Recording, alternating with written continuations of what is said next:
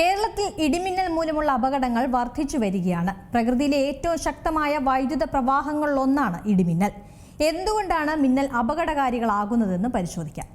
അന്തരീക്ഷത്തിലെ മേഘങ്ങൾക്കുള്ളിലെ ചലനങ്ങളുടെ ഫലമായാണ് മിന്നൽ സംഭവിക്കുന്നത്.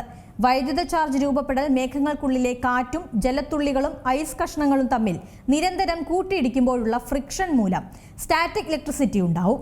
മേഘത്തിന്റെ മുകൾ ഭാഗത്ത് പോസിറ്റീവ് ചാർജും താഴെ നെഗറ്റീവ് ചാർജും കേന്ദ്രീകരിക്കും. മേഘങ്ങൾ തമ്മിലോ മേഘത്തിനുള്ളിലോ അല്ലെങ്കിൽ മേഘവും ഭൂമിയും തമ്മിലോ ചാർജ് കൈമാറ്റം ചെയ്യപ്പെടുന്ന പ്രക്രിയയാണ് മിന്നൽ. ഭൂമിയിലെ പോസിറ്റീവ് ചാർജുള്ള ഭാഗങ്ങളിലേക്ക് മേഘത്തിലെ നെഗറ്റീവ് ചാർജ് അതിവേഗം അന്തരീക്ഷത്തിലൂടെ പ്രവഹിക്കുമ്പോഴാണ് മിന്നൽ പിണരുകൾ ഉണ്ടാകുന്നത്. ഒരു വൻതോതിലുള്ള വൈദ്യുത പ്രവാഹമാണിത്. ഒരു സാധാരണ ഇടിമിന്നലിൽ ഏകദേശം 300 ദശലക്ഷം വോൾട്ട് വരെ വൈദ്യുതി ഉണ്ടാകും. ഇത് മനുഷ്യ ശരീരത്തിലൂടെ കടന്നു പോകുമ്പോൾ ഹൃദയസ്തംഭനം, നാഡീവ്യൂഹത്തിന്റെ തകരാർ, ആന്തരിക അവയവങ്ങൾ വെന്തുപോകൽ എന്നീ ഗുരുതര ആരോഗ്യ പ്രശ്നങ്ങൾ സംഭവിക്കുന്നു. മിന്നൽ പിണരുകൾ കടന്നു പോകുന്ന വായു പെട്ടെന്ന് ചൂടാകും. ഈ ചൂട് വായുവിനെ പെട്ടെന്ന് വികസിപ്പിക്കുന്നതാണ് ഇടിമുഴക്കമായി നമ്മൾ കേൾക്കുന്നത്. ഈ താപം നേരിട്ടേറ്റാൽ ശരീരം കരിഞ്ഞു പോകുന്ന അവസ്ഥ വരെ സംഭവിക്കും. രാജ്യത്തെ ഏറ്റവും കൂടുതൽ ഇടിമിന്നൽ സാധ്യതയുള്ള പ്രദേശങ്ങളിലൊന്ന് കേരളമാണ്.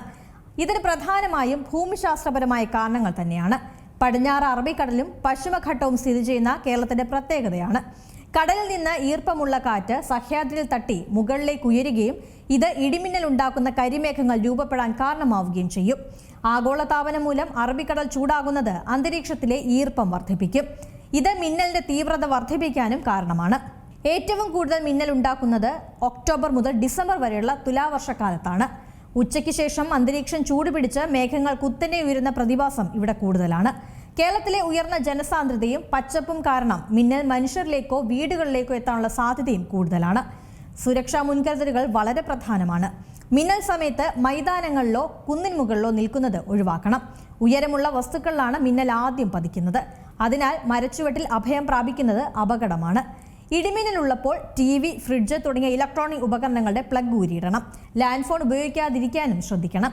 ഇടിമിന്നൽ സമയത്ത് കാറിനുള്ളിലോ ബസ്സിനുള്ളിലോ ഇരിക്കുന്നത് സുരക്ഷിതമാണ്. എന്നാൽ വാഹനത്തിന്റെ ലോഹഭാഗങ്ങളിൽ സ്പർശിക്കരുത്. ഇടിമിന്നൽ സമയത്ത് കുളിക്കാനോ മീൻ പിടിക്കാനോ പോകുന്നതും അപകടം വിളിച്ചു വരുത്തുന്നതാണ്. ഒരു കാര്യം ശ്രദ്ധിക്കണം. മിന്നൽ കാണുന്നതും ഇടി കേൾക്കുന്നതും തമ്മിലുള്ള സമയം കുറവാണെങ്കിൽ നിങ്ങൾ അപകട മേഖലയിലാണ് എന്ന് മനസ്സിലാക്കുകയും ഉടൻ തന്നെ സുരക്ഷിതമായ കെട്ടിടത്തിലേക്ക് മാറുകയും വേണം.